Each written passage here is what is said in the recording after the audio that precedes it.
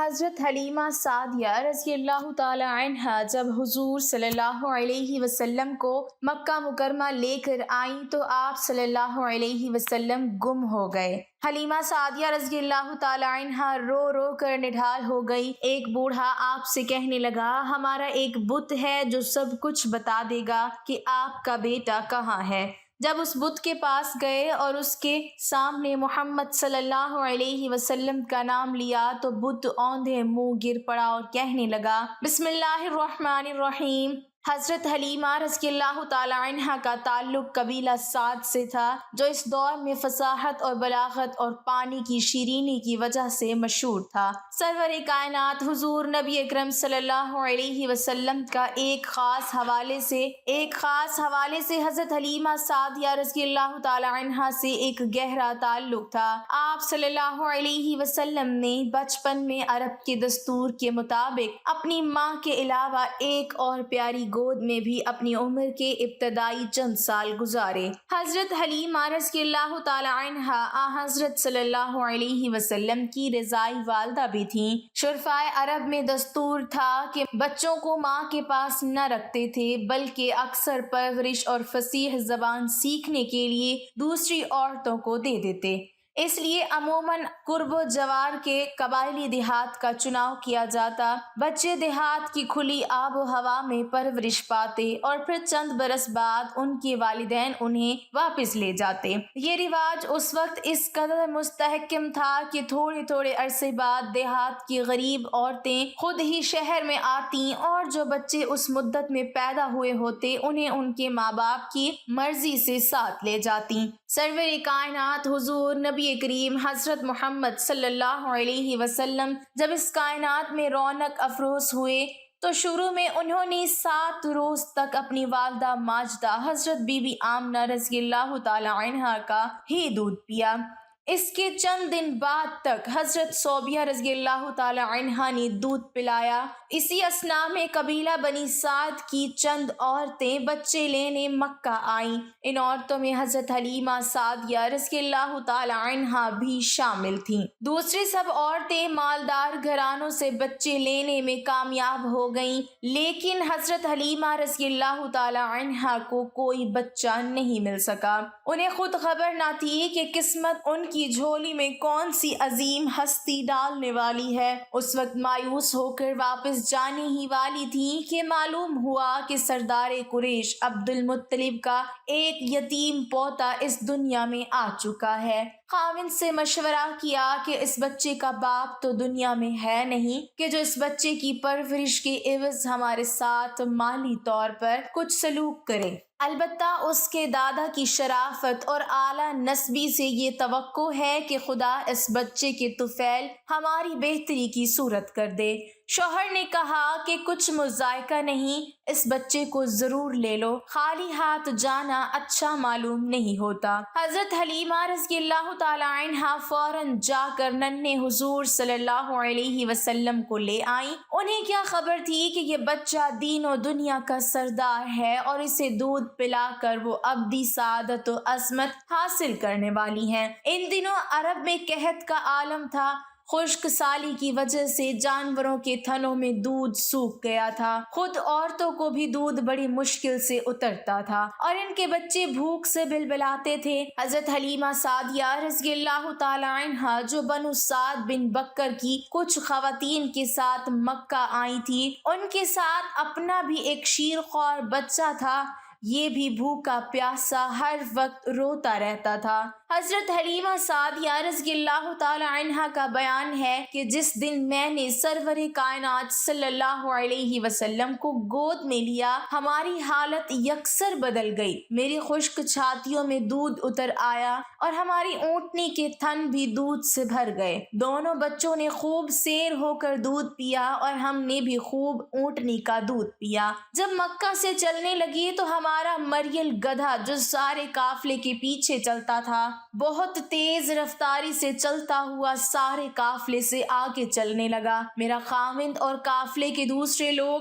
بار بار یہی کہتے تھے کہ یہ بچہ بہت برکت والا ہے اور حلیمہ رضی اللہ تعالی عنہا بہت خوش قسمت ہے کہ ایسا سعادت مند بچہ اسے مل گیا ہے۔ جب ہم اپنے گھر پہنچے تو ہماری بکریوں کے تھن بھی دودھ سے بھر گئے، گاؤں کے دوسرے جانوروں کا دودھ بدستور خشک تھا اور لوگ ہماری حالت پر رشک کرتے تھے۔ آخر سب گھروں والے میرے جانوروں کے ساتھ اپنے جانور چرانے لگے۔ خدا کی قدرت سے ان جانوروں کے بھی دودھ اتر آیا۔ پس حضرت حلیمہ رضی اللہ تعالی عنہا اور ان کے گھر والے اس نصیبوں والے بچے پر 100 جان سے فدا تھے اور نہایت محبت اور شفقت سے حضور صلی اللہ علیہ وسلم کی پرورش میں کوئی کسر نہ اٹھا رکھتے تھے۔ جب حضرت صلی اللہ علیہ وسلم کی عمر مبارک 2 برس ہوئی تو حضرت حلیمہ رضی اللہ تعالی عنہا آپ صلی اللہ علیہ وسلم کو ساتھ لے کر مکہ میں حضرت آمنہ رضی اللہ تعالی عنہا کے پاس لے کر آئیں۔ حضرت آمنہ رضی اللہ تعالی عنہا حضرت صلی اللہ علیہ وسلم کو دیکھ کر خوشی سے نہال ہوئیں اور اپنے پیارے بیٹے کو بہت بہت پیار کیا۔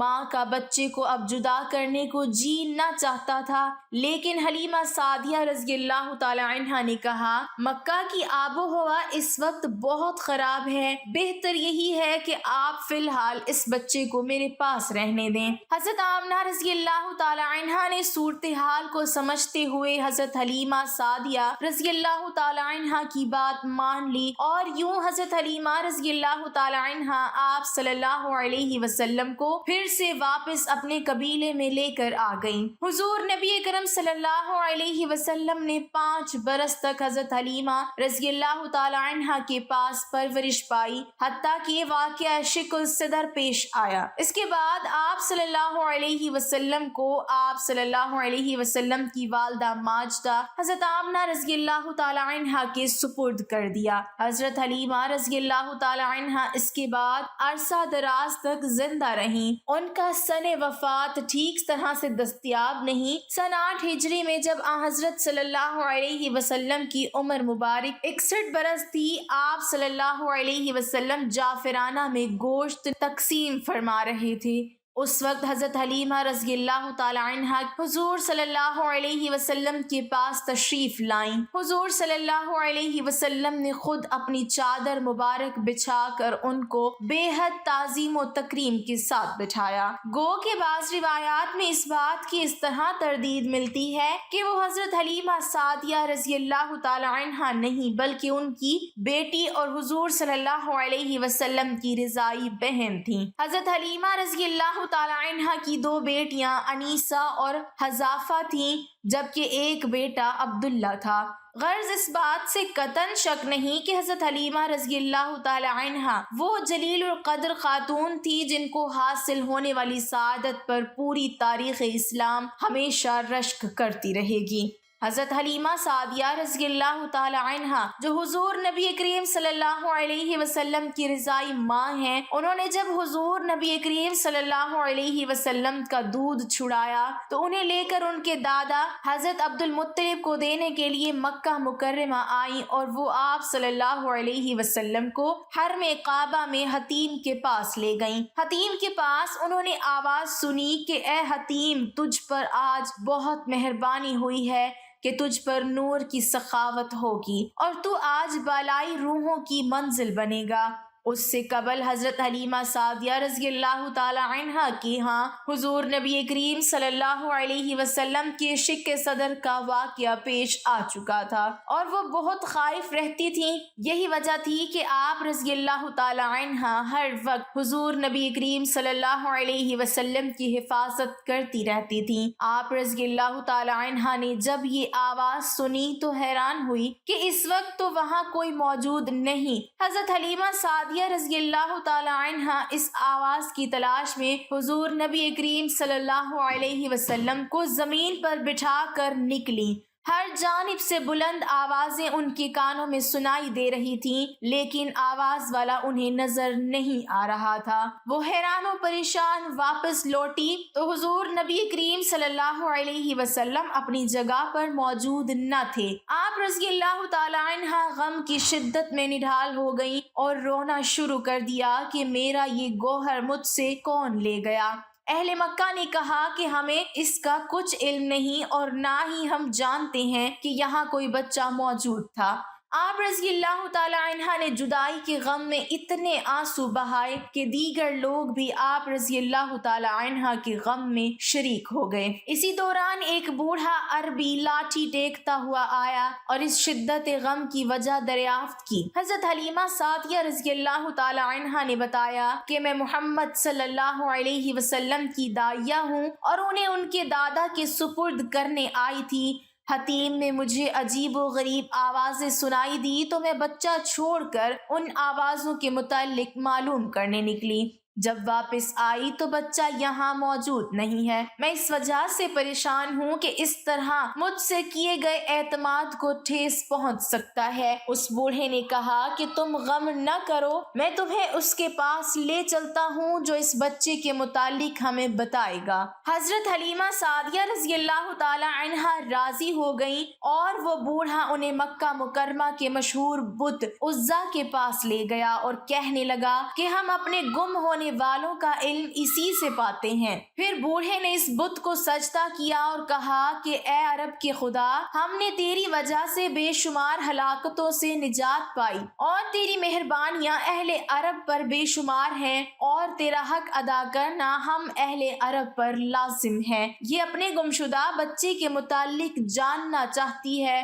اور اس بچے کا نام محمد صلی اللہ علیہ وسلم ہے۔ جو ہی اس بوڑھے نے آپ صلی اللہ علیہ وسلم کا نام لیا، بت اوندھے منہ گر پڑا اور کہنے لگا کہ تو اس بچے کو کیوں تلاش کرتا ہے جس کی وجہ سے ہم ذلیل و رسوا ہوں گے؟ جو واقعات بت پرستوں نے ہمارے ساتھ دیکھے ہیں وہ ختم ہو جائیں گے اور اس نام والے کی وجہ سے ہمارا یہ مرتبہ ختم ہو جائے گا۔ اللہ کے لیے یہاں سے چلے جاؤ۔ اب حضرت محمد مصطفیٰ صلی اللہ علیہ وسلم کی آب و تاب کے سامنے ہماری شان ماند پڑ چکی ہے۔ بوڑھے نے جب اس بت کی بات سنی تو گھبرا کر اپنی لاٹھی پھینک دی اور کانپنے لگا۔ حضرت حلیمہ سعدیہ رضی اللہ تعالی عنہا نے جب بت کی باتیں سنی تو بولی کہ اگرچہ اس وقت میں مصیبت میں مبتلا ہوں اور میں حیران ہوتی ہوں کہ مجھ سے ہوائیں باتیں کرتی ہیں، کبھی پتھر مجھے ادب سکھاتے ہیں، کبھی اس بچے کو غیب سے کچھ لوگ اٹھا کر لے جاتے ہیں، میں کس کے سامنے فریاد کروں؟ میں پریشان ہو گئی ہوں۔ میں ان معاملات کو جو میرے ساتھ پیش آئے انہیں راز رکھنا چاہتی ہوں۔ میں بس اتنا کہتی ہوں کہ میرا بچہ گم ہو گیا ہے اور میں اس کے علاوہ کوئی بات نہیں کرتی، اگرچہ لوگ مجھے پاگل ہی کیوں نہ سمجھیں۔ بوڑھا بولا کہ اے حلیمہ رضی اللہ تعالی عنہا، تو اس کی جانب سے فکر مند نہ ہو، وہ گم نہیں ہوگا بلکہ ایک عالم اس کی عظمت میں گم ہو جائے گی۔ تو نے دیکھا نہیں کہ یہ عظیم بت بھی تیرے بچے کے نام کے آگے سرنگو ہو گیا؟ میں نے اپنی زندگی میں اس سے عجیب واقعہ کوئی نہیں دیکھا۔ ان کی رسالت کو تسلیم نہ کرنے والوں کا انجام برا ہوگا، اور جب بتوں کا یہ حال ہے تو ان کے پجاریوں کا کیا حال ہوگا؟ حضرت حلیمہ سعدیہ رضی اللہ تعالی عنہا کے رونے کی آواز حضرت عبد المطلب نے بھی سن لی اور وہ فوراً سمجھ گئے کہ کیا ماجرا ہے۔ آپ بھی شدت غم سے نڈھال کعبہ کے دروازے پر آئے اور کہا کہ مجھ میں ایسی کوئی خوبی نہیں کہ میرا ہمراز بنو۔ میں نے محمد مصطفیٰ صلی اللہ علیہ وسلم کے چہرے پر تیری مہربانی کے آثار دیکھے ہیں، اگرچہ وہ ہم میں سے ہی ہیں لیکن یہ آثار ہم میں سے کسی کے اندر پیدا نہیں ہوئے۔ ان کو بچپن سے ہی جو فضیلت عطا ہوئی وہ کسی کو 100 سال کی عبادت کے بعد بھی عطا نہیں ہوتی۔ میں ان کو سفارشی بناتا ہوں اور ان کے طفیل ان کے حالات سے آگاہی چاہتا ہوں کہ وہ کہاں ہیں۔ حضرت عبد المطلب کو کعبہ کے اندر سے جواب آیا کہ تم ان قریب ان کا چہرہ دیکھ لو گے، وہ 200 فرشتوں کی جماعت کے ہمراہ ہمارے پاس محفوظ ہیں۔ ہم ان کے ظہور کو دنیا میں مشہور کر دیں گے اور باطن کو سب سے پوشیدہ رکھیں گے۔ پانی اور مٹی سے اللہ نے جو مخلوق بنائی ہے اس کے مختلف مراتب ہیں، کبھی اس سے ہم نے شاہ پیدا کر دیے اور کبھی اس سے عاشق پیدا کر دیے۔ اس خاک سے لاکھوں عاشق اور معشوق پیدا کیے جاتے ہیں جو اس کی وجہ سے نالہ و فریاد میں مصروف رہتے ہیں۔ ہمارے یہ کارنامے منکروں کے انکار کے باوجود جاری و ساری ہیں۔ مٹی کو یہ فضیلت اس کی فروتنی کی وجہ سے عطا کی گئی گئی ہے کہ اس طرح کے لوگ بھی پیدا ہوتے ہیں۔ زمین کا ظاہر غبار آلودہ ہے لیکن اس کا باطن پر انوار ہے جس سے لال و گل رونما ہوتے ہیں۔ زمین کا ظاہر پتھر لیکن اس کا باطن موتی ہے۔ اس کی ظاہری صورت باطنی خصوصیت کو چھپائے ہوئے ہے اور منکر ہے لیکن اس کا باطن کمالات سے بھرپور ہے۔ ظاہر و باطن کی جنگ جاری ہے، کبھی ظاہر غلبہ پاتا ہے اور کبھی باطن غالب آ جاتا ہے۔ بدصورت مٹی سے حسین و جمیل مخلوق کا پیدا کرنا اس کے باطنی حسن کو ظاہر کرتا ہے۔ زمین بظاہر روتی ہوئی سورج کی مانند ہے لیکن باطن میں مسرتیں پوشیدہ ہیں۔ اللہ عز و جل جب چاہتا ہے چھپے ہوئے کو ظاہر کر دیتا ہے۔ اللہ عز و جل آزمائش میں مبتلا کر کے انسانوں کی باطنی خوبیوں کو نکھارتا ہے۔ زمین نے بے شمار باکمال فرزند پیدا کیے لیکن حضور نبی کریم صلی اللہ علیہ وسلم جیسا کوئی بھی پیدا نہیں کر سکی۔ زمین اور آسمان کے ملاپ سے جب حضور نبی کریم صلی اللہ علیہ وسلم کا ظہور ہوا تو دونوں نے خوشی کا اظہار کیا۔ حضور نبی کریم صلی اللہ علیہ وسلم کی پیدائش نے زمین کو عروج عطا کیا کیونکہ اس کے ظاہر اور باطن اللہ عز و جل کے لیے جنگ کر رہے ہیں، اور جس کے ظاہر اور باطن میں اللہ عز و جل کے لیے باہمی جنگ ہو اس کی روح پر نور ہوتی ہے اور اس کے نور کو زوال نہیں ہوتا۔ حضرت عبد المطلب نے حضور نبی کریم صلی اللہ علیہ وسلم کے متعلق دریافت کیا تو انہیں آواز آئی کہ غم نہ کریں، وہ فلاں میدان میں فلاں درخت کے نیچے ہیں۔ حضرت عبد المطلب قریش کے سرداروں کو لے کر آپ صلی اللہ علیہ وسلم کی تلاش میں نکلے۔ حضور نبی کریم صلی اللہ علیہ وسلم کی تمام آباء و اجداد حضرت آدم علیہ السلام سے لے کر اب تک سردار ہوتے تھے، لیکن آپ صلی اللہ علیہ وسلم کی ذاتی فضائل کے مقابلے میں نسبتی فضیلت ہیچ ہے۔ حضور نبی کریم صلی اللہ علیہ وسلم کا اصل جوہر نسب سے بے نیاز ہے۔ آپ صلی اللہ علیہ وسلم خیر الخلائق پیدا کیے گئے اور اللہ عز و جل کی جانب سے تو معمولی انعام بھی سورج سے بڑھ کر ہوتا ہے۔ اللہ تعالی ہمیں آپ صلی اللہ علیہ وسلم کے نقش قدم پر چلنے کی توفیق عطا فرمائے، ہمیں نیکوکاروں میں شامل کرے، آمین۔ ناظرین، کمنٹ باکس میں اللہ تعالیٰ کے 99 ناموں میں سے ایک نام ضرور ٹائپ کریں۔